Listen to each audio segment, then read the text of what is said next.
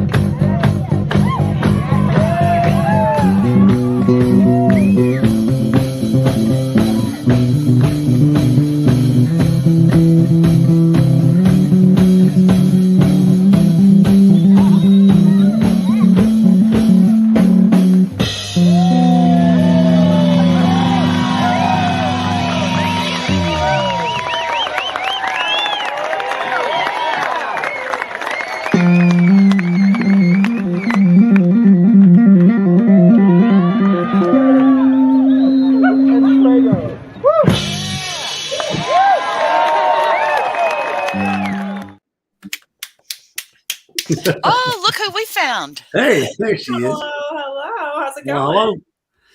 That was awesome. We decided to go ahead and start, let everybody know a little bit about you real quick with that great video. Well, thank you. I just kind of came on and saw it. I was like, oh, okay. It was either that or they had to listen to us, so we figured they'd like that a little bit better. We were gonna ask you, we still will. So we were only going to put the pressure on you once to see if you want to start with past, present, or future. That was the past, but we can keep going. I'm gonna leave it to you guys. This is your domain. I'll follow you. I'll follow you. Right. Okay. So since we're back, we got some Zepparella. That was good stuff. We have some more video on that. We have video. We have the new album. We have video from is it Angel Lex? Yeah. All right. Figured it made sense with Lex being in the band. That's some good stuff. We have that video, and we have a couple other songs. So we have sneak preview of Come Undone, which is the first single off the first solo album, right? Yeah, exactly. Okay. What's taking so long? Man, you know, as a musician, like you have to balance so many, you have to wear so many hats, especially. I don't know if it was always like this, but I feel like you have to, like, I'm a hired gun. That's pretty much how I've worked most of my life, like touring for other people, working, you know, recording for other people. And so to wear this hat as an artist is a relatively new thing for me. I mean, I had this collaborative project, Angeline, but it's just hard to find time, you know. You like, I actually did the basics, the drums and the keys for this like 2.5 years ago. And then you're like, oh, well, I went on tour and I got all these gigs. And then, you know, I set aside 2 weeks in December to finish it. So it's hard. Yeah. Are you one of those? Are you one of those artists that plays all the instruments? On this, I played a little bit of keys, but mostly just bass. I play a little guitar and a little drums, but I'm really just a bass player.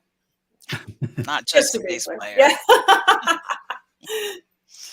So why don't you Mark- actually tell us a little bit about Zepparella, just quickly? How did y'all decide to do Led Zeppelin music? Were you fans? Well, yeah. I mean, I think one of my first cassettes when I was in like, and there you go, there's dating me. But one of my first cassettes was in 7th grade was like Zeppelin, one of the Zeppelin albums. I can't remember which one, but yeah, that band started before I joined.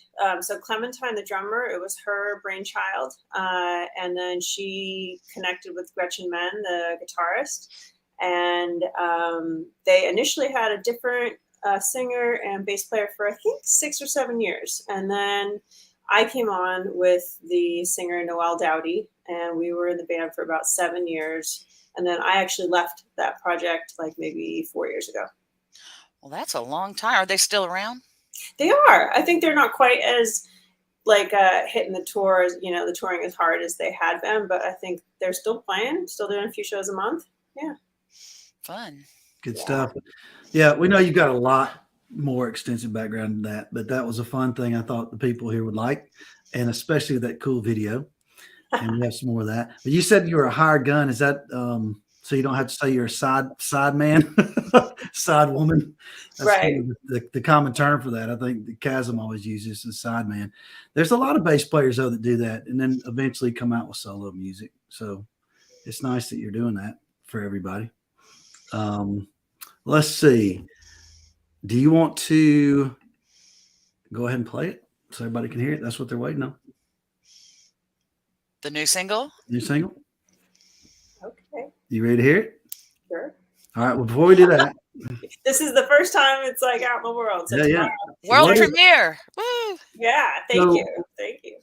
So tell us about the name of the song. Is there anything we need to know in particular about the song? Sure. I think the name of it is Come Undone. And the thing is sort of about kind of just about being done with ways of the past and leaving those behind and sort of allowing yourself to just, I guess in a sense, like come undone, just allow a new part of you to kind of to emerge and move away from things that really aren't working anymore, and kind of the freedom that it's like, I like to think of it sort of as a farewell party to stuff that's and because it's kind of got this party element and just almost like a celebration of something new, you know, and to come undone, to sort of allow that shedding, that kind of coming undone of those things. All right, great. So before we play the song, you did put a video on YouTube, and I have a lot of bass players that watch this show. There's a lot of bass players in the Todd community. So I want to show them this clip right first, and then we'll play the song. Hello, what's up everyone? It's Angeline Saris, and I'm here with No Trouble for an exclusive sneak preview of my new single. It's called Come Undone, and it's out February 17th in all the usual places, but you can pre-order it on iTunes starting January 31st. So please follow me on Spotify, please check it out, and I'm going to play a little bit of the bass line for you right now so you can hear.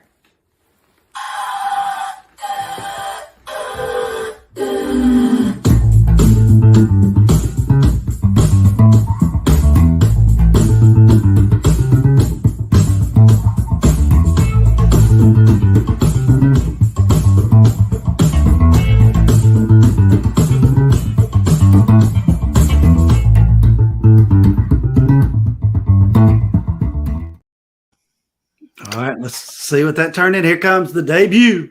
Here's a clip. Okay. From Undone. So you get double. When we complain, you say we're nasty trouble. What's yours ain't mine.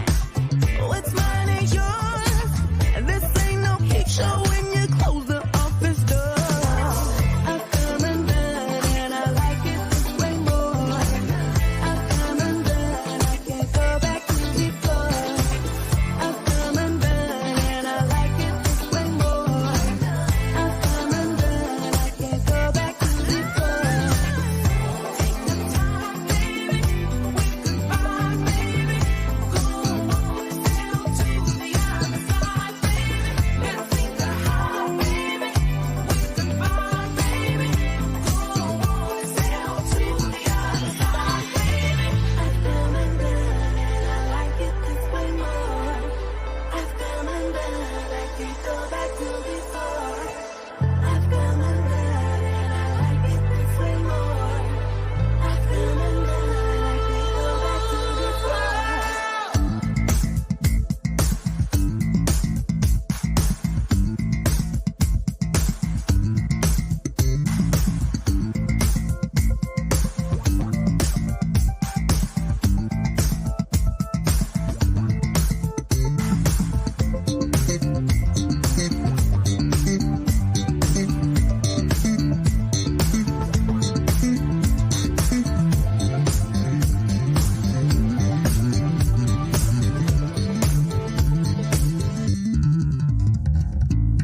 I've come undone and I like it this way more.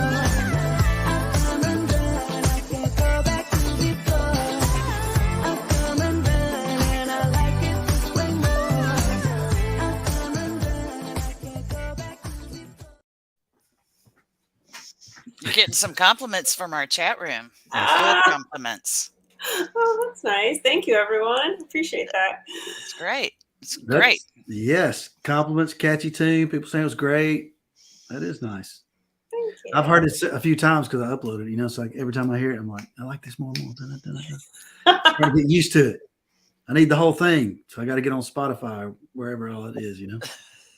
Tomorrow. Is that like Right. midnight tonight or tomorrow morning or You know, I like you have to choose when it's going to be released, like 3 to 4 weeks in advance, and I'm trying to remember. So that's a good question. I think I can't remember if I picked 12 noon or 12 midnight. I want to say 12 noon for some reason. But yeah, it's follow me on Spotify. It's so interesting as an artist these days. It's like that's how people stream music. So any support like that is super welcome. Please. So how many songs are on this album? Well, actually, I have a plan. So this is a single, and my goal is to release 4 singles this year and 4 singles next year. And those are going to be part of a larger project that I have going on called the GROW Foundation. GROW stands for Global Reach of Women. And the idea is that each song is actually going to raise money for a foundation that benefits women around the world to help them kind of thrive in society and culture. And this first one is going to go towards a foundation in Oakland that runs like an after-school rock program for girls. And so this is one of those things where I'm working on the website right now. I'm getting all the elements together, and hopefully that'll go live within the week. But So Oakland? yeah, because I'm in the Bay Area. So so the idea is actually this is sort of a larger project, and each single is going to kind of build to help create this awareness around just benefiting women around the world, both locally in the U.S. and globally. And then at the end of that, people will be able to purchase all 8 songs on vinyl as part of like a larger project that will be under the umbrella of my GROW Foundation, which is something I started. What is your foundation? It's called GROW, GROW, and that stands for Global Reach of Women. And when did you start this? A couple months ago. So it's in the works, and it's kind of part of this new goal of releasing music. It's like I love being a musician and I love writing and releasing, but I feel like I want to tie it into something bigger than just myself. And I've been sort of brainstorming this brainchild, this GROW brainchild around how I can do that. And I think this feels like a good way, tying each single to something. Because right now, for me, like like I've released a whole album, like with the Angelex project, you know, we have I think 11 track album. It took years to put all that together. And then you spend all this time, all this money and all this energy putting an album together, and then you release the whole thing. And then then you have to do it all over again. It's a lot of energy to, you know, and time. And I think for somebody like me, who's a hired gun, at least 50% of the time or more, this feels like a more sustainable way to continue to create. Mm-hmm. Well, you want to give back, but is there a personal story or some reason why you chose that particular thing, or is it just? That's a great question. And actually there is. Before I was a musician, when I was in middle school, I wanted to be a lawyer. And the type of lawyer that I wanted to be was women's activation, like basically for women's rights in the workplace, because I realized that there's a glass ceiling that women are, you know, have been battling for many years and do continue to battle. And I think I saw a movie called The Music Box about a woman who's an attorney, and she's kind of in this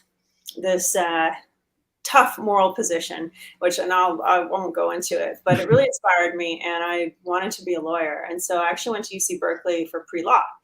But the whole time, all through middle school or all through high school, I was playing bass in the jazz band and in these side projects, these funk bands and these rock bands, and in college. And I kind of had an epiphany one day. And the epiphany was that I'm supposed to be a musician and not a lawyer. And of course, that was a really terrifying notion, considering that I was sort of well on my way to being a lawyer and sort of a mediocre bass player. But I ignored the epiphany for a few years, and it kind of just kept nagging at me. And eventually, about 2 or 3 years later, it came full circle. And I went to an open house at Musicians Institute because I was still sort of a hobbyist. I was a hobbyist bass player this whole time. And I realized at that open house, I was like, wow, I can't believe people get to just play bass all day long. I didn't even know it existed. Like, this is amazing. You had a drawing where you could put your name in the hat. And at the end of the day, if they drew your name out of the hat, you won a free year's tuition. Wow. And so I put my name in the hat. And at the end of the day, I was like on the edge of my seat when they were drawing the names out. And I did not get picked. And it was actually at that moment in time, I was so devastated that I realized that actually I had no choice. I would never be happy unless I chose to be a musician. It was sort of like it had chosen me. And I could deny it the rest of my life, but I would sort of be fighting this nagging feeling. And so to answer your question, that was kind of a long story, but I've always had an interest in women's rights in general, and in the workplace, and just in women thriving in the world, being a woman in a male dominated industry, being a woman who plays an instrument that is normally played by men, you know, or previously mostly played by men. I have stories and I have experiences, and I think I just want to, if I can in any way possible, open the door to make other girls and women's experience a little bit easier in this world. Fantastic. That's a beautiful cause. That's fantastic. Did you get your law degree? No, I graduated pre-law, so I have a bachelor's in rhetoric with an emphasis in legal discourse. And I worked at law firms, but I postponed taking the LSATs and going to law school because it's about a $350,000 decision, or at least at the time it was. So I was like, I better be sure. You still have good knowledge, though, where you could help people. You could help women with a little legal advice for free, maybe. You watch a bunch of court TV. You learn a lot, yeah. I win all the arguments with my boyfriend. Yeah. Well, it's a really good project and idea. I just read an article yesterday about young women and what they're going through these days, and the amount of suicides and things that are happening. The statistics are unbelievable. It's really gotten scary, and it's a great thing that you could help with that and try to help, because it needs something for sure. You know, it does. And the statistics are a little scary. And I think the beautiful thing about music, which we all know, which is something that you guys are a part of, is that music brings community. Music brings community together, whether it's, you know, a love for Todd Rundgren, or whether it's a love for Zeppelin, or, you know, whatever it may be. And it's like a beautiful thing. And I think we can also create that umbrella of being like, hey, here's a bunch of women that, you know, or young girls that we can help create community by, and through that community, hopefully, you know, help prevent things that make people unhappy. So there you go. All right. Well, let's talk about men and women for a second. Yes. You Yes. you said that it's mostly a men's world for musicians for a while anyway. Did you grow up being influenced by men, or were there certain women, the few and the proud, that were in the music business that influenced you more, or was it more guys, you think? To be perfectly honest, it was probably more men. I mean, there are certainly like Carol Kay. She's one of my heroes. She's a female bass player that was mostly a session bassist, and it's probably on just about everything most people listen to, from 60s and 70s. So I did grow up listening to her. I love like Sheila E. and some of the, like, Prince. He always brought in a lot of women like Rhonda Smith. And I remember being peripherally aware of Tal Wilkenfeld, who played for Jeff Beck, like, before she was even Tal, before she got that gig. So yes, there were certainly women that influenced me and inspired me, but they were few and far between. So my influences are, probably mostly men, just like a lot of people.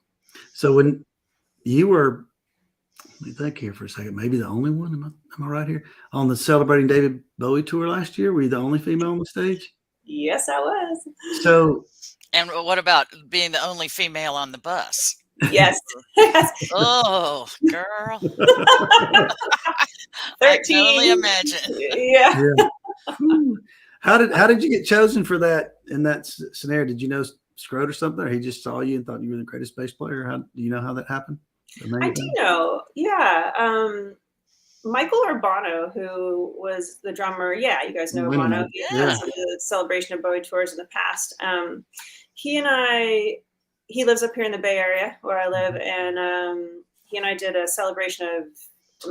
he and I did a Jimi Hendrix show, this big show in the Bay Area where all these people came out, and we did a whole tribute to Hendrix, and I shared the stage with him for a couple songs. And one of our mutual friends, Brian Kehoe, who's a fantastic guitar player, introduced us. And Urbano and I had sort of peripherally known about each other, but it was through that playing that I think when Scrote approached Urbano and said, "Hey, I'm looking for a bass player for this next run. Is there anybody you want to play with or that you recommend?" And so Urbano recommended me. And I think Scrote, through both Urbano's recommendation and his knowledge that I've played with Nard and Michael Walden and, have some stuff under my belt, he brought me on. Nice. Thanks, Michael. Michael Urbano. Totally. Thank you, Michael, in a big way. It was a beautiful experience to be a part of. And although Michael didn't end up on that tour because he was supposed to be out with Lindsey Buckingham, but I was like, big thank you to Michael. We were raving about Michael. We had Scrote on the show, and then he had to bust it to the news to us that he wasn't going to be on the tour. But Mel has a special way of describing Michael Urbano. Oh yeah? Yeah. What? Oh, one time I said he was a sexy drummer. Oh gosh. Doug has the memory of what would that be? An elephant or something? He just won't forget these things. Hey, if you think he's a sexy drummer, there's nothing wrong with that. Am I right? I mean, he's a good drummer. Yeah. We got to meet him when he did some shows with Todd. He filled in for a minute for Prairie. Mm-hmm. And then Todd tried to get Tal one time to tour with him. And then he ended up getting Rachel Hayden. For some reason, he wanted a female bass player. So we got to meet Rachel. And then he had Sarah Lee one time fill in for Rachel. And I know you got to know that. You probably know that. But, so she did some shows with him too. So he's had a few. And then he got one on Celebrating David Bowie show. Yeah. So you have some good bus stories for us? We always like those. I mean, yeah. I could tell you a couple. One of my favorite moments was, usually when you get back on, everyone hangs out and has a drink or just chills out, has a snack, and somebody usually DJs. And one night I did kind of like a night of the Beatles, and just put on all my favorite Beatles tunes. And we just ended up having these sing-alongs. I think there's a couple of videos I have on my phone. It's like Adrian, it's just really just everyone just singing at the top of their lungs, like all the Beatles tunes. And I think those kinds of moments are just, they're fun. It's great music, and it's just like it's just a moment. You're going down the road, and, so that was special. I'd say another really moment that stands out is one night Royston and Angelo and I were sitting up front with the bus driver, and we were just hanging out chatting. And Angelo made this comment, and he said he felt like the bus is sort of like the needle of a record player, and the road is the record. And as we sort of wind through the night, and this dark night, that the music is getting written as the needle goes on the road. And I was like, oh man, Wow. like, that's such a beautiful way of looking at the world, which is why Angelo, is Angelo. It's part of his magic. But I just remember that like stood out to me so much. If that was a Todd fan saying what you just said, I'd tell him to put the pipe down. But since it's not a Todd fan, I'm not going to tell it. All right. So somebody in the chat room wants to know what your favorite Beatles song is since you brought it up. She's So Heavy, probably, or She Came In Through the Bathroom Window. There you Ooh, go. good one. Ian Boo. All right. So is Angelo more off stage as entertaining as he is on stage? That's a resounding yes. Really? I bet that's pretty fun then. He's pretty fun to hang out with. He is. He's Yeah. just, that's part of his fabric as a human, he's just lovely, and he's like such an artist, and his car is like as wild as he is, and his outfits just when you go out to lunch, and his energy is just always so like positive and wacky, and it's like great. Yeah, he was fun to meet. So all these people, though, you're on this bus, you probably, I'm sure y'all stay focused. Sometimes you get to talk. You get to know them a little bit. Is there anybody that you talk to a lot about maybe doing some future collaborations with from that tour? Did y'all do some business? Yeah. Well, Angela and I spoke a little bit about it. I have I have a friend who has access to these Bernie Worrell basement tapes, and we've been wanting to kind of make some music with them for a while. I thought Angela would be a great fit on that. So we've been going a little bit back and forth on that. And Royston and I chatted a little bit about it as well. Yeah, I guess that's pretty much it. I'm open to any of it, though. I mean, So it seems to be the trend these days. So many artists are combining with other artists that, sometimes on the face of it, it doesn't make sense, but it just always brings something so new. And it's so easy to do nowadays with the internet and all that. Much easier. You don't have to be in the same room, It's true, Mel. Like, I feel like the pandemic, if there's anything positive that came out of it, it's really this, like, the ability, like the normalcy of collaborating so far away. It's kind of always happened, but now it's like the norm. So. Right. Very true. Well, Okay. I hope those projects come to fruition. That'd be fun. Me too.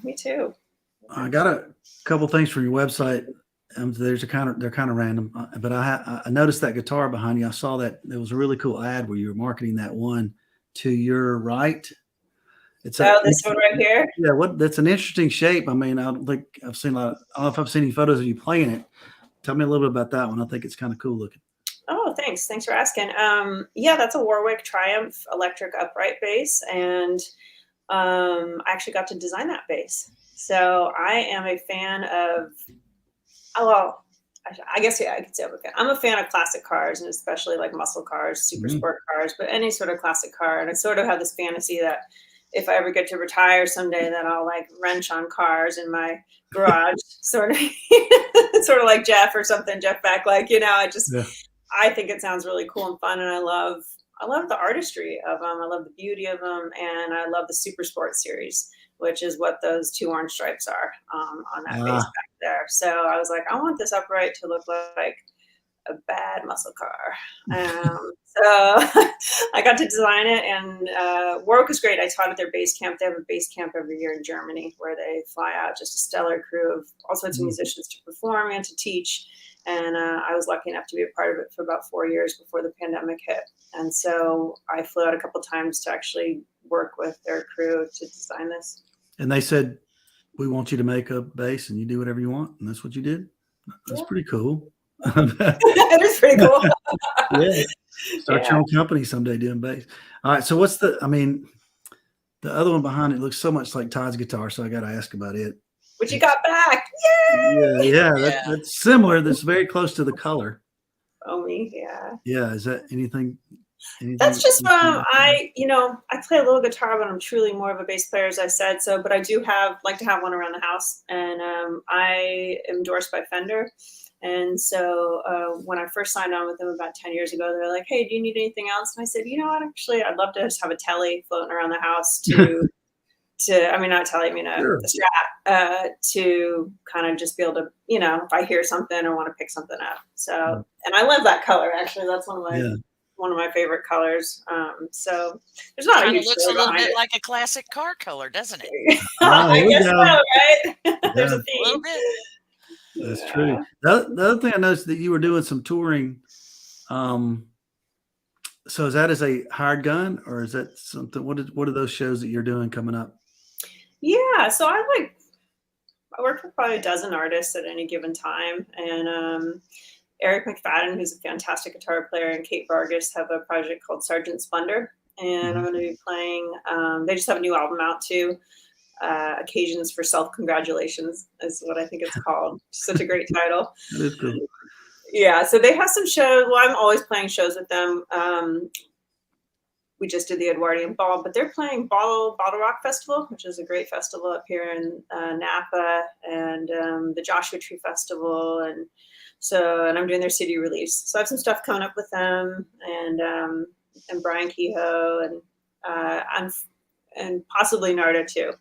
There's been a little bit of scheduling conflicts with him, but yeah. Do you like doing big festivals better, or do you like doing small intimate venues? I like it all. All of it. As long as you're playing. Yeah. I do. I mean, music is a gift on any level. And of course, it's nice when you show up and your gear's set up. And it's nice when you show up and there's food for you and you're, and you're making great money. But, to be honest, I've done this 20 years and there are a lot of, what do you call it? There's a lot of moments I've had where I've played to 3 people and I've played to 10,000 people. And I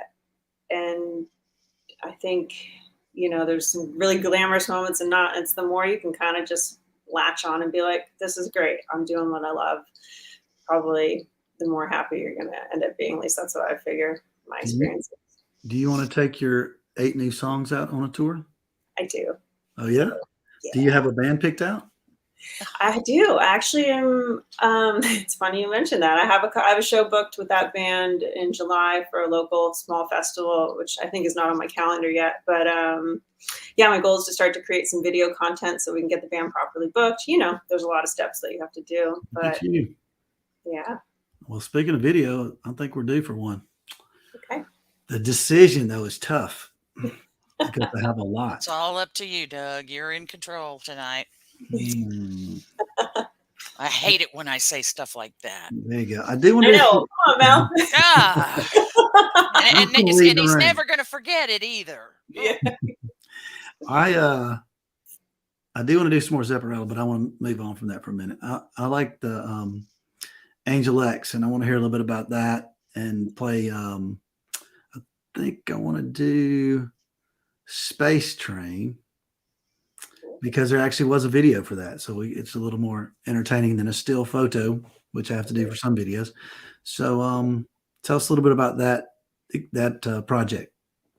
Yeah, Angel X started as a duo with a drummer named Lex Razon.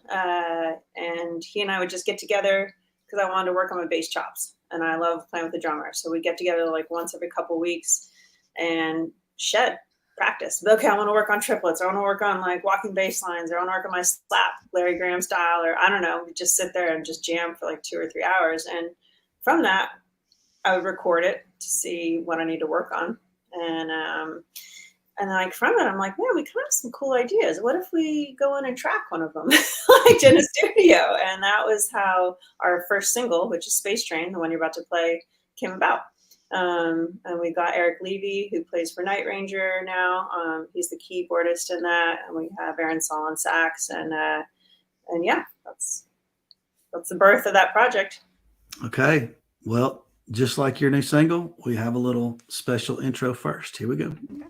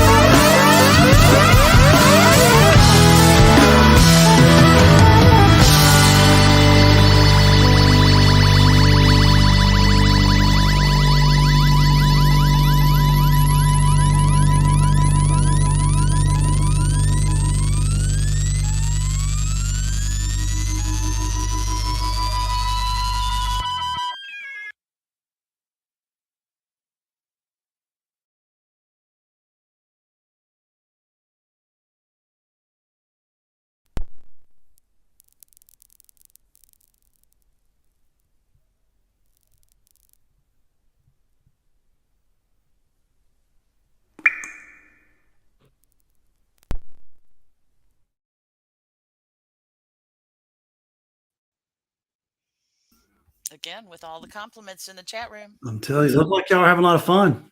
It was fun. Thank you, everyone, for the kind words. Yeah, funky was the most used term, I think, for that song. That's People good. Somebody else told me it was like Herbie meets Heavy, which I thought was cool. There's a lot of fun. It's great. It looked like y'all having a lot of good time making it too. I thought they shortchanged you a little bit on the video action though. Oh, really? Yeah. Yeah. Not enough Angeline in that video. Oh, it's a group effort. Hey. Yeah. All good. All right. So before we move on to the next subject, we do have a visitor that would like to ask you a question, I'm sure, or make a comment. Sure. All the way from Florida. Veronica. Hi there. What's up? Oh, that has to be me. Yes. And of course, you're tuning in just as my little two chihuahuas are screaming and yelling at the neighbor crossing the Jimmy street. Creek. Hi, guys. Hi. Hi, Veronica. Angelina, I met you in New York City for a little while at the Paramount, and it was really a pleasure. Thank you very much for all you're doing. My main question is, what? This is I'm why sorry. Veronica doesn't have a video show. I'm Yeah. so sorry. Can you see me? Yeah. A little bit. You're kind of dark. Yeah. Stop it. I'm sorry, embarrassing. I guess I'll make it short. My main question is, what drew you to play the bass? Because you're an excellent singer, and apparently, most musicians can play many instruments. But what drew you to the bass the most? Well, it's sort of a funny story. I landed there. My first instrument was the steel drums in 6th grade. And then I went on to play the clarinet in 7th and 8th grade. But in 9th grade, I think my high school band teacher could tell I was sort of bored playing the clarinet. And he said, hey, our bass player from the jazz band is graduating next year. Do you want to play in the jazz band? And I was like, yes, I want to play bass in the jazz band. Like, that seems so cool. I was like playing this cool amplified stringed instrument in a group where we were playing like jazz and funk. And so I can't say that I like chose the instrument, but he put me on it, and then I subsequently fell in love with it pretty quickly. Good question. Oh, Yeah, thanks. Thank you so much. I'm sorry for the noise. I'm sorry for the dogs. All good. Apologies all around. Thanks for coming in. All right. Okay. Thanks, Very Veronica. good. It's nice to see you again. Yeah. Veronica from Florida. The Florida. Paramount. That would be not in Florida. Or would it be? That was New York City. New York? She said it was New York. Uh-huh. Okay. Yeah. I think she's a New Yorker, like most people in Florida. Right. Yeah. All right. So are you one of these people, well, like Todd, who is very pro music programs in schools? Sure. I mean, yeah, I think for a number of reasons. Like, one, the world needs music, and it's kind of, those programs, the funding is getting cut more and more and more. People are just, leaning people towards other things. But I think if you look at, and not that we need science to back the validity of music, but if you look at certain things, like students who study music do better all around. And the reason is these connections are made all across the brain, because there's so many parts of your brain you need to do something in time. It's like, oh, it's one thing to just be like, cool, I can find a G on my instrument, but then can you play it and have the correct rhythm and then do it with a whole group of people at the same time? And it's like, I think there's just a lot of connections that get made for people when they do that at any age. So yeah, I think that's important. And I also think it's fun. Like, we're getting so far away from like people just getting to enjoy themselves these days. And I think we need a little more of that. Yeah. Yeah. So were you in the school orchestra or just the jazz band? I don't remember what you said. Jazz band? Yeah.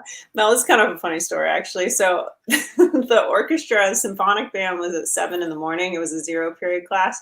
And jazz band was more in the middle of the day. And initially I was part of both of them, but I am like notoriously bad for mornings. In high school, I used to have 4 alarm clocks, and they would all go off, and I would like sleep through all of them.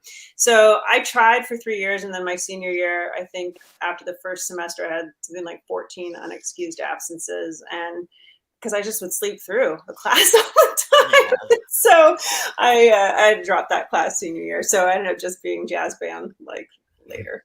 But I get it. Oh, that's funny. Oh, goodness. Yep, I get it. I was the kind in college that didn't schedule any morning classes ever. Yeah. You know, I'm sure I missed some I'm with you. good stuff, but I don't care. 10:30 was the earliest. Right? Okay, so did I played Space Train, right?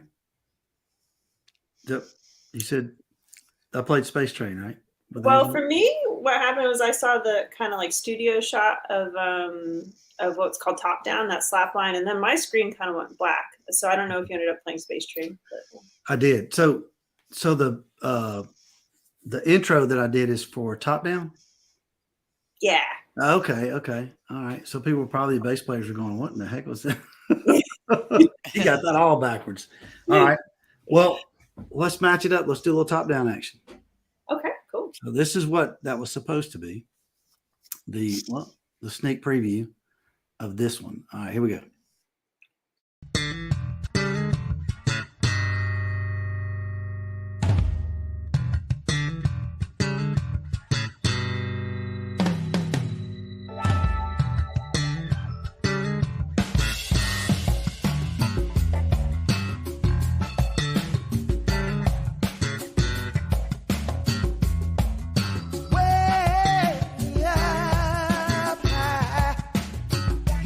Sinners a fly.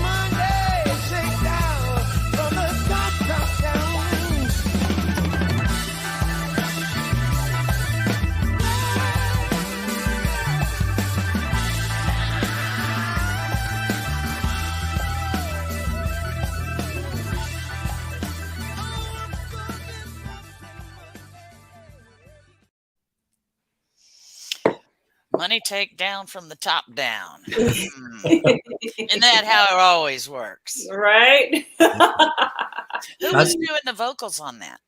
That's Luke Frank. Luke Frank. Okay. Yeah, and he has actually a new solo album out right now too, under his name, Luke Man Frank, on Spotify. And it's great. It's really good. Yeah, I can tell now that preview was definitely that song versus the other one. Okay. But, yeah. Anyway, people will figure it out. I hope you can all go see that on YouTube, of course. And there's a live version of that song too on YouTube. But I like that studio version you sent. I thought it was nice. Everybody was enjoying it as well. People were loving the music in the chat room for sure. Oh, thanks, everybody. I appreciate that. Begs the question: when is the next one coming out?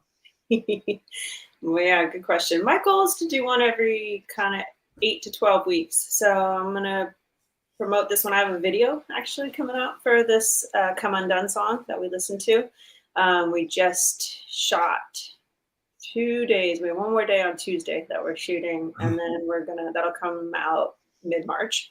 And so once that video is shooting, I already have 3 that kind of half in the bag. So I just need to sort of finish them up. So hopefully April. What's the video like? Is it MTV style, or is it just live like we just saw a little while ago with Space Train? Or it's a little more MTV style, which is different for me. It's like, I think the safe zone is, okay, we'll just get everyone in a room playing and we'll shoot that. And that sort of feels, like a safe move as a musician. But this one has, I think if you go to my Facebook profile, I have a friend who has a 1969 E-Type Jag. And so it has some footage of me driving this Jag along the California coastline. It's this beautiful, like, yellow, and we have the full band. We have a shot with the full band, and then and it's a lot of women actually, which is pretty cool. Yay for the ladies. There's also some men in the video, but and then we have some shots of me. I should have sent this to you, Doug. I don't know if I had it, but there's some kind of cool vibey shots of me in some wacky outfits playing my bass. So is it like the song? Are you coming undone, or is it just a video for fun, the different things? I'm like learning a lot about videos, and I guess there's like a narrative style, which is what I think you're talking about, where everything sort of mimics this idea. And then there's one where it's just eye candy, and we're kind of riding the fence in the middle. I wouldn't say it's so exact like I'm like coming undone in the video. It's more some cool images and imagery, I guess. And then a little bit of stuff that hints at some of the lyrics. Like there's a lyric that says sail away to the other side. And there's a lyric that says middle finger high, and stuff like that. So we have some things that kind of allude to that. Bad girls. So are these women musicians or just part of the video? Like video people? They're women musicians. So we have 2 singers. Oh, and I should be clear, like Nate, soul singer, sang on that, as well as Sonara Pippins. She did the backgrounds on it. In the live setting, I'll be doing some singing with the ladies, but I actually had them guest as the vocalists on that. So I see I was actually reading through the comments a little bit on when you're playing stuff, and and I don't want to take credit for what I didn't do. So those ladies were the singers on that song. But I will be doing it live. And then there's a drummer who's in the video, Daria Johnson. And while she didn't actually play on the studio track, she and I work together a ton, and she's a badass. So those people you mentioned are in the video too, or? Yeah. Okay. Wow. Yeah. Where did y'all film this? Well, I live up in the San Francisco Bay Area, so kind of all over. In Oakland, we did some of the studio shots out in Bodega Bay, where Hitchcock's Birds was done. Love Bodega Bay. Yeah, that's that. And then the final shot this Tuesday is going to be in Sausalito, right on the other side of the Golden Gate Bridge. Okay. Not hard to find a boat in Bodega Bay. Right? Yeah. Video, right? Yeah. Exactly. Near Sonoma. All right. Somebody's interested in the paintings behind you. Wants to know a little bit about those and who they can thank for them. Well, thank you for your interest. So my hobby, when I'm not thumping on that bass, is to paint. Oh. And I like kind of abstract things. Here, I'll move to the side, I guess, a little more. Yeah, I think I like when things don't always just look like something. And so I like to kind of just put a bunch of colors on a palette and see what happens, and Obviously, the more green one is really an abstract one, and then the one I guess what is that? That side, the other side. I call him the man of all seasons, and he has a little bit of everything. I thought that might be a man, but I didn't want to say because I wasn't sure. Well, you know, it's not super clear from your camera, but anyway, that's awesome. Yeah, They look great. yeah. Sorry, They're great. Very pretty. Did somebody send you those roses for Valentine's Day? my boyfriend did. Oh, Oh, I know. Good job, Cam. Yeah. Well, thanks about the artwork. I'm like I said, it's kind of a hobby. I'm a little shy about it, so it's nice to get a kind word. maybe you could sell it to Kelly. He seems to like it. The man of all seasons. Is that the man that sent you the roses? And the man of all seasons for about 5 years. So yeah. No, you just broke some hearts, people watching the show. Look at you. All right. So let's see here.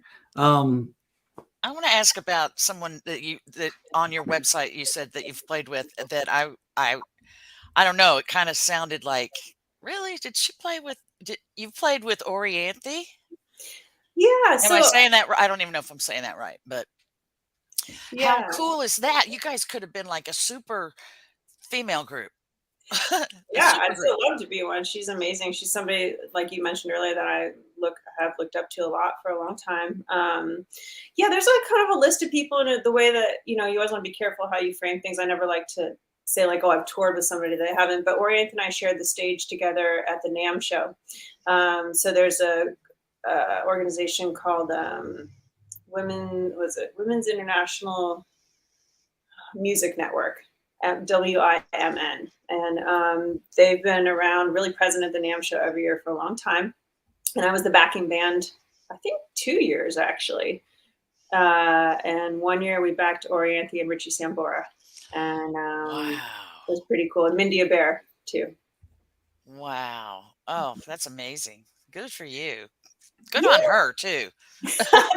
Thank you. Yeah. Yeah. No, she's amazing. I mean, talk about pioneers, you know. I mean, she really came out rocking that guitar long before a lot of people did. So hmm And a lot better than a lot of the guys too.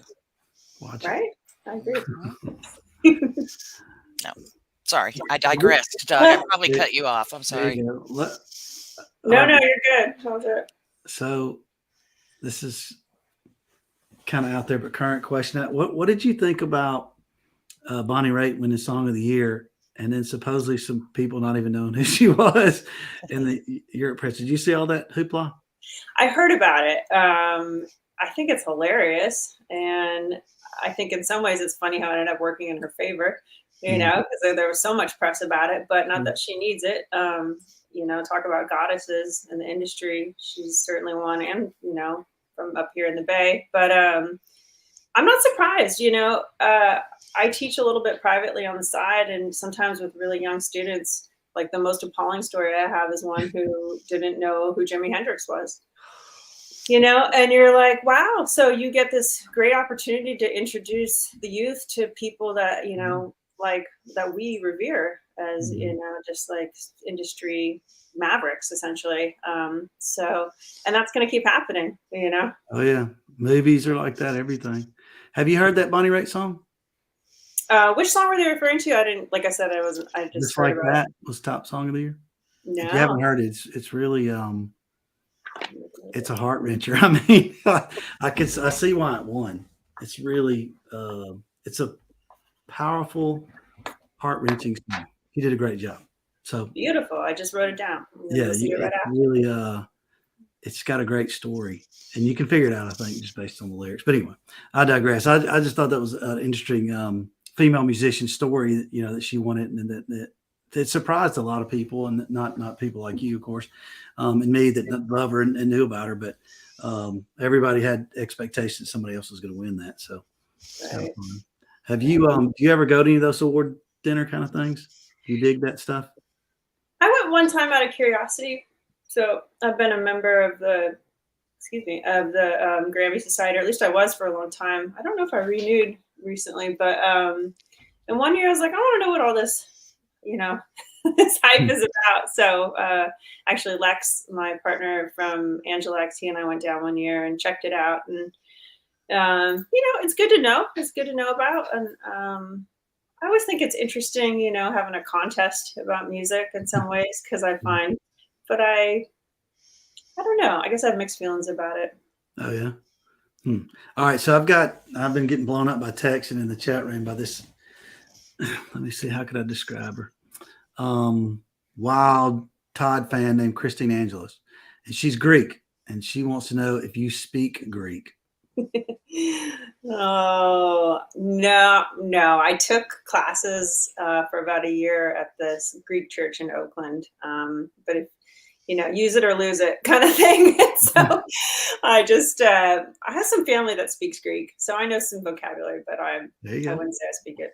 Sorry to disappoint, Christine. Have you been over there? You been to Greece? I have. My family's from Crete, which is, a large island, and I still have family over there. So my uncle, when I taught at the Germany Warwick base camp, I was like, well, this is a great opportunity. So I just dropped down and got to visit a couple of years. So do you like traveling, or is it to get on your nerves since you do it so much for being a hired gun? I love traveling. Do you? I love it so much. I love being home too, but I like meeting new people. I love meeting new people. I love playing music. I love seeing new places. And I think you grow as a person when you meet new people, see new stuff. You get out of your little world that you feel like is so important, and all your beliefs and all your stuff, and you realize that the world is a really big place, and a lot of people have a lot of different experiences of what life is. Travel is very educational.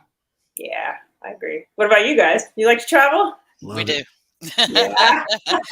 Yeah, it's like you're scheduling the next trip before you've even gone on the current one. Yeah. So, Mel's nickname is Cruiser Mel. She likes to cruise. I like to cruise. Oh, nice. Did you go on any of those jam cruises or anything like that? No, but a whole lot of Todd fans. In fact, there's a whole big group of Todd fans right now that are on one of those rock legend type cruises, and they look like a blast. They really do. But no, I haven't taken up the opportunity yet to go on one of those exactly. So yeah, maybe. Have you? Have you been on any? No, I want to play one of those sometime. I have some friends that are, always telling me about them. I'm like, that sounds like fun. There's lots of opportunities. It seems like there's a lot of those going on. Yeah. Yeah. What's something you think that you've learned from travels? Something in another country that you kind of say, never thought about it till I was over there. Anything you think of? Boy, there's a lot. Sure. I think there's a couple things, like when I went to Japan with Narda, I guess I've only been once. This is my first time, my only time. I found the culture to just be so interesting. Like, people were so respectful and so appreciative. It was really a new level of fandom. I wouldn't say fandom, but a new level of just respect for the music that was really cool. And plus, I love Japanese food, so it was but I appreciate that, and also felt very safe to me in a way that America doesn't feel safe, and especially now feels really a lot less safe. So I think there's that, and I think in some other places too, like when I went to Europe, there's a enjoyment of life that is built into society that doesn't feel as real to me these days in the U.S. It's I like going there. Japan, it's small world, I guess, story, but Michael O'Brien was in the video. Todd did a tour there in the 90s, and there's a video from Japan. And I'm always fascinated watching it because the audience is so respectful. And today, I'll get on my soapbox for just 2 seconds. But you go to a concert now, and you're lucky if you can hear the band. But in Japan, no. Totally. It's like they're in a musical and opera, total silence. They're listening to the music. Very respectful. That's a good example. Glad you reminded me of that. I'm going to have to go watch that video tonight. Yeah. Good stuff. Yeah. All right. So you've been with us for a good hour. So anytime you want to get rid of us, you let us know. But we would be remiss in our duties if we didn't talk about Todd some. Yeah. So for the first time, I think nobody in the chat room is insisting on it, but I know that eventually they're going to ask us to say something. So, Yeah. Cruiser Mel, you're good at that. You got something you want to ask her about? Maybe touring with Todd. What's it like? Maybe. Well, what was he like on the bus? Was he a gentleman, or does he burp and do things like boys do? Well, I'll tell you, he didn't tour on the bus with us.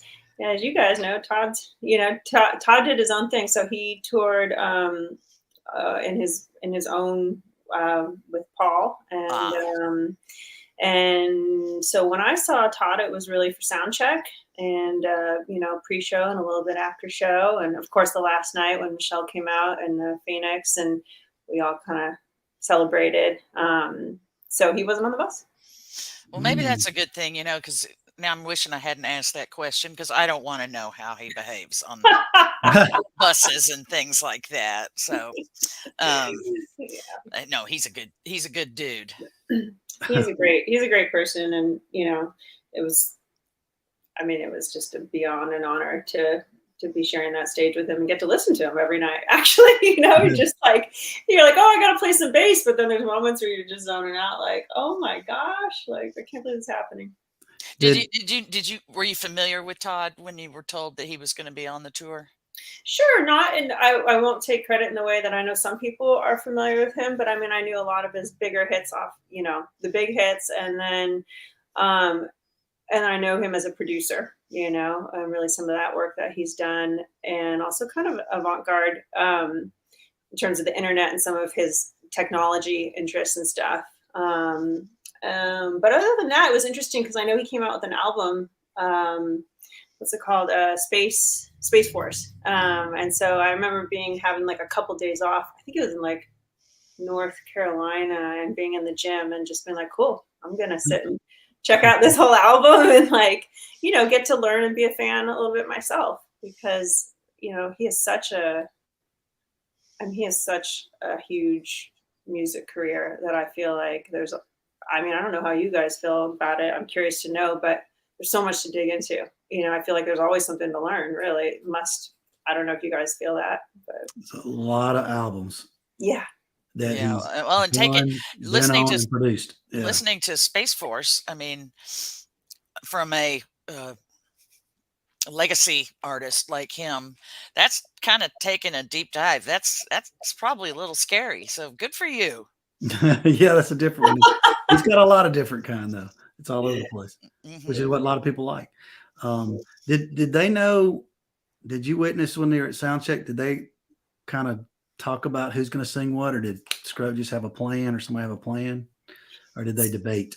Yeah, Scrote had a plan going into it, because I think he spoke with Todd at length about what Todd wanted to sing, and what he wanted to do, and then and then there was I think there was a little bit back and forth about a few of the tunes, and there were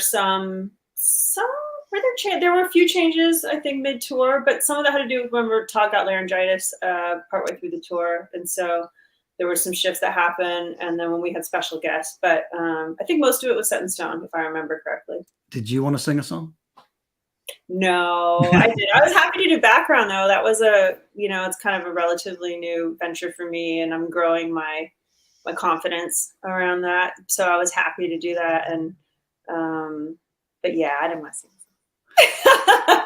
So Adrian, y'all came to the hotel after a little party and everything, and people got to talk, and I don't know. I don't want to say shy is the word. He seemed, but he just seems so happy on the stage the whole time. He's always smiling. And what was he like? Adrian? Yeah. Just like that. Yeah. Adrian is one of the most joyful people I've probably met. I got to work with Ernest Rangland from Jamaica, and he's probably the other most joyful person I've met. Between him and Adrian, it's like, Adrian's like almost like I don't want to come off wrong, but almost like a 7-year-old and like, an older, older man's body or something, where it's just like, he's just so joyful. And on stage, it's the same thing. It's like, sometimes you can get in your head on stage, oh, I missed that note, or, oh, my sound is weird tonight, or something's happening, and you get a little caught up. But I just look, and he turned around, just he's so joyful all the time. And Yeah. And that's how he is too. Like after the hang on the bus, he's telling tons of stories about working with Zappa and, you know, a lot of his just everything. And it's like, that's genuinely who he is as a person. Yeah. That's good to hear. He was so nice, very nice. Yeah. And always smiling. You gotta like that. Yeah. And that was a fun party too. Oh yeah, good. Adrian Yeah, that is wasn't the- even really planned. That was just our group hanging out together in the lobby. Really? You know? Oh wow. Yeah. yeah. we should buy Daryl Hall tickets to an Adrian Belew concert. Wait, I don't get it. I don't You'll get take the it. joke. Take it through. All right. So all right, let's do another Zepparella. Do you want to hang out with us and watch some Zepparella? Sure, I'm here. Let's do it. Here we go. People are gonna like this one.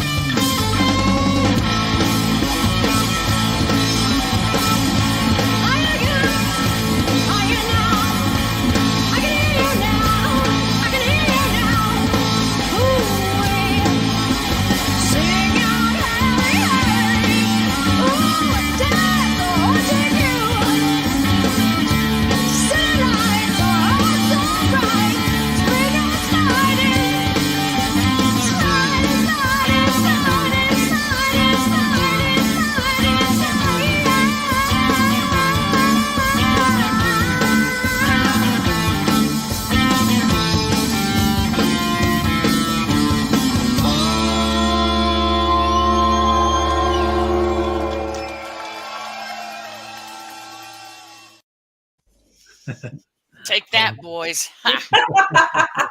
Yeah. Well, speaking of boys, reading on your website. By the way, you have a really good website that's Yeah. pretty much up to date, and everything. That you don't find that anymore these days. Mhm. But you mentioned a certain musician, and I have to tell you, I don't know who he is. I know nothing about him. Who is Narada Michael Walden, and what's your participation with him? Yeah. Narda is somebody you probably heard and didn't know you were hearing. But Narda is he's a couple things. He's a drummer, first of all, and he drummed with Jeff Beck, and he drummed for Mahavishnu Orchestra and Aretha Franklin, and a whole handful of other people. But he's also a Grammy Award-winning producer. So he produced Mariah Carey, Whitney Houston, and a whole league sting of other people. And so he lives here in the Bay Area. And when he got off tour with Jeff Beck, so there was like the Vinnie Colaiuta and Tal era with Jeff. And then after that, it was Rhonda Smith and Narda. And then after that, it was Rhonda and another drummer whose name I can't remember, and some other incarnations until the Johnny Depp thing. But Narda was right in there after Vinnie and Tal. And I mean, he had played with Jeff back, I think, in the 70s as well. But he went back out on tour with him. And so when he got off that tour, he was really inspired. And he wanted to do his own band again. And he wanted a female bassist, just like he had Rhonda in that band. So that's how we were basically linked up. And I've been his bass player ever since then. And we've done 4 albums, 4 or 5 albums together. And toured New York, toured Japan, toured all over. Well, it sounds like I need to know who this guy is. Wow. And I admitted it right here. I know nothing about Every this. drummer was going, I'm No. sorry, guys. what did you just say? Yeah. I'll check him out, I promise. Yeah, he's a fantastic drummer, great human. So, yeah. Hmm. Who? Do you tour with him?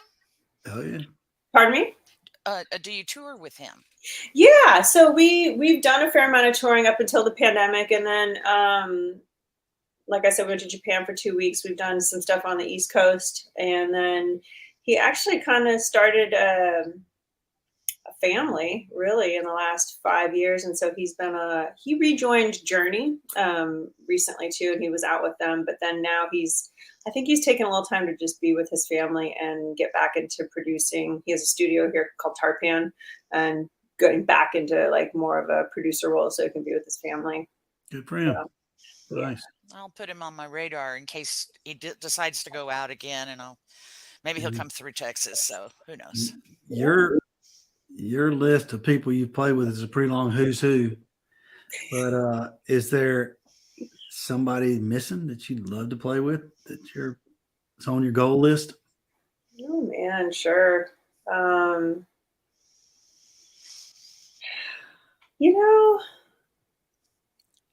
Well, Jeff Beck was on that for a while, but now we're on our spirits, like connecting through other worlds. But I think, it's funny. One of the things that I loved about playing in Zepparella was really getting to play and I really love some of the heavier tunes that we did. I love it when it's heavy. I love rocking out. I also love funk music, as you can tell from all my original stuff, but I really love I love it when it's just heavy and rocking. And there's something about being a bass player in that with that music, because you have your 810 behind you, your cabinet that's refrigerator size. And when that thing is cranking, you can literally feel the air pushing out from it. And so there's like a feeling when you're dropping a low E, the lowest note you have on a bass, and you're hitting that, and all 8 speakers are just pushing, and you got a 300-watt tube head pushing all that energy, and it comes through you. There's a feeling that I just can't explain. There's like no feeling in the world. It is so powerful when you just like drop it. And I think there's a part of me that misses that a little bit. And so to speak to your question, I think it would be fun to be part of a project where it was like, something along the lines like, if you listen to some of Jack White's stuff that he came out with Daru on drums, there was a song like Ball and a Biscuit, which is very Zeppelin inspired. And so there's like that kind of heaviness that I like. I like Nine Inch Nails. I like Beastie Boys. I like I like Rival Sons, which would be a more modern take on that stuff. And so I think, you know, if I could pick and choose, it'd be something like that. Something like that. Yeah. Do you consider yourself a rock star? No, I don't know. I don't think so. I don't think about that. I mean, no, I don't know. Did you see the commercial? Did you see the Rockstar commercial? That's why I asked, really. Oh, no, I didn't. What is it? Is it the Super Bowl commercial? Oh, yeah, you got to see that one. Okay, all right. Yeah, they're rock stars telling business people not to call themselves rock stars. I remember. You know, like they'll be in a business meeting, you're a rock star, and all of a sudden a real rock star like Ozzy and Paul Stanley come in, and they're like, "Don't say that." Very funny. Yeah. So you don't consider yourself a rock star. We think you're a rock star. Aw, well, thank you. We want to see it. We want to see you some more. So you do different things and go check it out. It's a I lot of appreciate fun. that. I hope Todd, there's more to come. Yeah, Todd is one of the many gifts he gives us is he plays with so many different people, and then we go learn about those people like that we've never had heard about before or didn't know much about, and then all of a sudden they have a new fan base like you will have. We will come listen to you. Yeah, I appreciate you guys having me on this show. Thank you both so much, and I also, to what you're speaking to, I appreciate the community. Like in Akron, that was one of the highlights from the tour, and I just appreciate like what that feels like in the community that you can see. I mean, I'm kind of scanning the comments a little bit, but it's just I know that Todd has a huge community. I know Todd stock. I do know about that. Okay. Yeah. There you go, Christine. Are you going? That's what she wants to know. I'm not going, but I appreciate like what that is, and I think that's special. And I'm like right on to you guys for hosting the show, right on to the community for like having that. I mean, that's special, and thank you for welcoming me into that like right now. So. Yeah, people love the music and love great musicians, and so that's what you are. Right on. It's a lot of fun. Yeah. We've enjoyed having you and watching some videos and getting to debut that song or a clip of it anyway. Look forward to the launch tomorrow at noon. Come Undone. Huh? Come Undone tomorrow, Friday, February 17th. Like the theme, like your foundation. You'll have to keep up with that. You got a website for that yet? Yeah, I saw one of those questions. So that's currently, when I'm done with this call, that's what I'm going to be finishing up. You gotta hurry up then, yeah. Yeah, it's been a busy couple of weeks, but we're close to kind of having all the content available so that people can read about it more and then also donate and stuff like that. So Please stay tuned. I'm sorry I don't have it quite up and running, but there's only 24 hours a day. So I got you. All right. Well, I got one more thing I want to ask you, because the bass players, the female bass players that I know are too chicken to come on here. And they want me to speak for them and say, hey, and all that good stuff. But I do have a question around that. What advice would you give them? Female bass players that are trying to learn or get in the business. What's something that you've learned that you think they ought to know? I would say focus on just being the best that you can at your instrument, and don't try and play any of the other cards too hard. Like that's the thing that's the most important, because that's why we're all here anyway. We love music, and fall in love with the bass and work on your chops. And I also say if you're interested in being a professional, treat it like a profession. And that means be on time. It means have a good attitude. It means learn the music inside and out. Be the most prepared person. And but as a bass player, we can't just slide in after the one. Like guitars might be like, oh, I don't know what the chord is. Oh, it's that, and I can play it. Or a drummer doesn't necessarily have to know the melody of a song. They could just know parts. But as a bass player, if we're not playing the correct route when the one hits, the song is not right. The whole song's not right. And so it's like we kind of have, I think, one of the most difficult positions because we have to be the most prepared. And so my advice would be the most prepared, be professional, and and try to be the best bass player you can given the time that you have, which is still a thing for me. I still shed, I still practice, I'm still constantly trying to evolve as a musician. I wish I was better. I'm my own worst critic, you know, and at the end of the day, also be kind to yourself, because, you know, this journey is really until the nails are in the coffin, right? So That's it. All right. Well, that's Very great good advice. Yeah. You've been a great guest. Spectacular. We really appreciate it. We look forward to keeping up with you. well, thank you both so much. And I hope to see you guys soon, sometime down the Yes. road. Thanks for giving us so much time. You will. You're going to Okay. see a lot of our group. Just let Yeah. us know what's going on, and we'll try to find out. We'll keep scouring the website. All right. And our Sounds Facebook good. pages. Yeah. Come Cool, back thanks. anytime. All right. Thank you guys. Thanks to everyone on the side too. All right. All right. Bye-bye. All right, Cruiser Mel. Ah, All right, so let's do our little Todd announcement since we didn't get to do them at the start of the show. She was oh gosh, fantastic. I thought we were done. No, I know it's weird and it's different, but she was a great guest. And She's lovely. Oh, my yes, and I wish I could go on YouTube and rearrange those videos so I could get it right, but we don't get to do that. So y'all gonna have to figure that one out. But what fun videos, and I love her new song too. I got to hear it a couple times, the clips. It's gonna be fun to get tomorrow. Yeah. Yeah. So, apparently everybody liked her. Everybody go. She kept saying it's available on Spotify, and all the usual places. So yeah, I got here's one right here. All right, iTunes, there's her ID. She got Facebook, Instagram. I've showed all those tonight.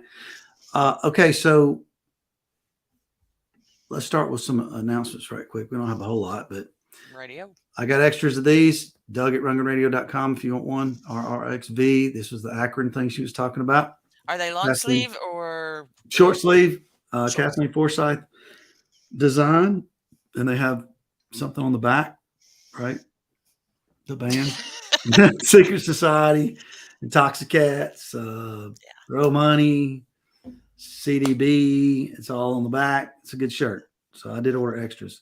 Okay, so you've got some of those extra laying around. Short sleeve, I do. And then the long sleeve, don't be jealous, but Mike Bender wanted one, so I made me one too. So we're the only two, I think. Did I send you one? Or is it just me and Mike? No, you didn't send me one, but I don't like long sleeve. Okay, well, t-shirts this is just Mike Bender and I have one. All right. Okay, so we got Todd stock. We don't know anything. I mean, I could cuss on this show if I want, but I'm like, we don't know anything that you don't know. Yeah. It's going to be in Kauai. And, in June. The dates are out, but that's about it. There's nothing else really.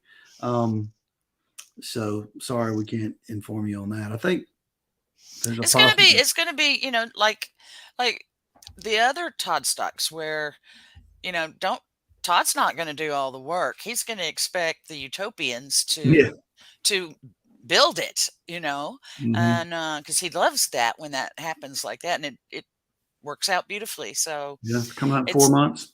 Yeah, it's gonna be just the word magical. I know it will be. So I'm sure there'll be some announcements soon on that. So Conduit of Humanity's working on a new album with a subset of the band. It's called This Is 1,000 Weeks, and we know Chasm's going to be on that, FYI. So look for that. And speaking of Chasm Cruiser Mountain, he's got something else going on. I was gonna hop in and tell you, Chasm is touring. Not very many dates, but with that Gilmore project, David Gilmour, Pink Floyd music, with Prairie, by the way, on drums. And they got one more show this month on the 22nd in Salt Lake City.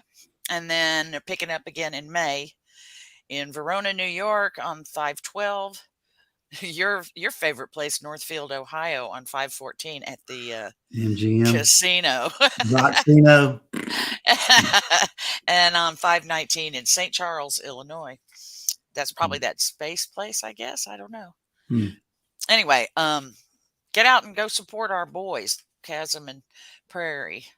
100%. Yeah. All right, so let's go ahead and mention to y'all probably know that Jesse Grass isn't doing very well. So whatever you do, you pray, you chant, you hope, whatever your thing is, bring it. Jesse needs us right now. He's not doing real well. Yeah. As y'all have heard. So prayers to Jesse and Mary Lou, Deirdre, all of that. Yes, he's one of our favorites, of course. All right. I think that's a wrap, Cruiser. I don't think there's anything that we have. Kimberly's saying there's sign-up sheets for TS 7.5. I guess that's coming soon. Janice Marie as well, Linda Fisher. I forgot about that. I'm glad you brought that up. Janice Marie, but she's doing better. I think she's was in the hospital and is out. Of course, and also Julie Dye. Julie Dye's has her situation a lot of you know about. So a lot of people to be keeping in mind and doing what you do in hopes that they improve in their situation. So Yeah. Part of our community for sure. Big parts of our community. So That's true. It was nice, some of the words that Angeline was saying about our crew, our community. yeah. She got it. Mhm. She was only in it for one night after one concert. And she got it, That Smart cookie. she said it was a fun party. It was fun. I didn't get to talk to her a whole lot. I think she was kind of being sworn by a few gentlemen, Boys. probably. Yeah. And I was taking pictures for people and doing stuff, but I was thrilled that they came. And what was fun too was watching Intoxicats were big fans of Angelo Moore because of Fishbone. So they wanted a picture, it's kind of neat. And Adrian Belew was just smiling the whole time. he was scratching his head. He's like, "What is this? This is fun. I need something like this."